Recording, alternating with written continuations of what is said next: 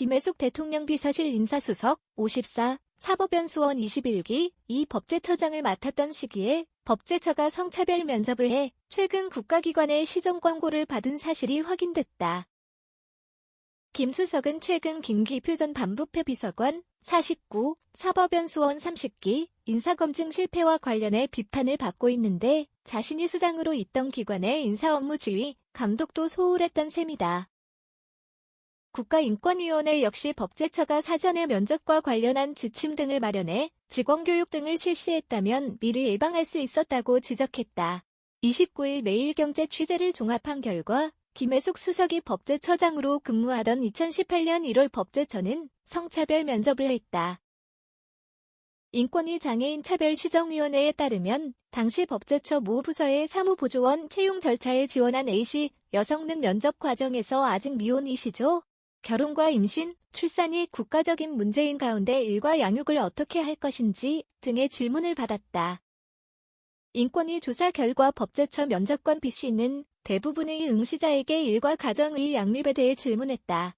B씨는 인권위 조사 과정에서 일과 가정의 양립에 대해 면접 응시자들이 어떻게 생각하고 있는지 질문한 것이라며 특정 면접 응시자를 차별하려는 의도는 없었다고 주장했다. 그러나 인권위는 임신, 출산 등과 관련된 정책적 의견이 응시자가 향후 수행할 직무와 연관성이 있다고 보기 어렵다며 해당 질문은 응시자가 수행할 직무와 관계없는 차별적 질문으로 채용해 있어 특정 성별의 응시자를 합리적 이유 없이 불리하게 대우한 평등권 침해의 차별행위에 해당한다고 판단했다.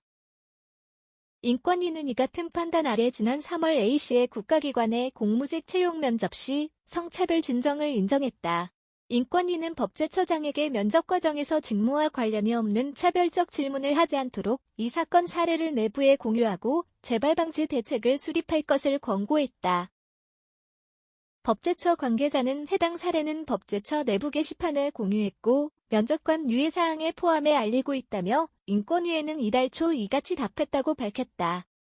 이 사건을 두고 김혜숙 수석이 법제처장 근무 당시 인사업무 관리가 소홀했다는 지적이 나온다. 인권위는 차별시정 결정문에서 피진정인의 소속기관, 법제처, 이 사전의 면접과 관련한 지침 등을 마련해 직원교육 등을 실시했다면 미리 예방할 수 있었던 사정이었다고 평가했다. 한편 최근 김 수석에 대한 경질 압박이 커지고 있다. 이달 들어 택시기사 폭행 이용구 전 법무부 차관이 사직한 데 이어 부동산 투기 의혹을 받는 김기표 반부패 비서관도 사직하면서 인사검증 책임론이 불거졌기 때문이다. 참여연대는 논평을 통해 김기표 비서관 사직과 관련해 청와대의 명백하고도 반복적인 인사검증 실패에 대해 김혜숙 인사수석을 경질하는 등 관련 참모진에게 책임을 물어야 한다고 촉구했다.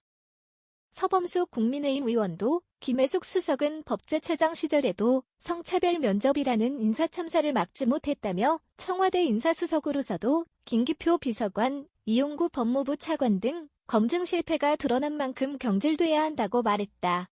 김 수석은 문재인 대통령과 노무현 전 대통령이 함께 세운 합동법률사무소에 합류해 그 후신인 법무법인 부산에서 활동하다 2017년 6월 문재인 정부 첫 법제처장으로 발탁됐다. 2019년 5월부터 청와대 인사수석으로 자리를 옮겨 근무하고 있다.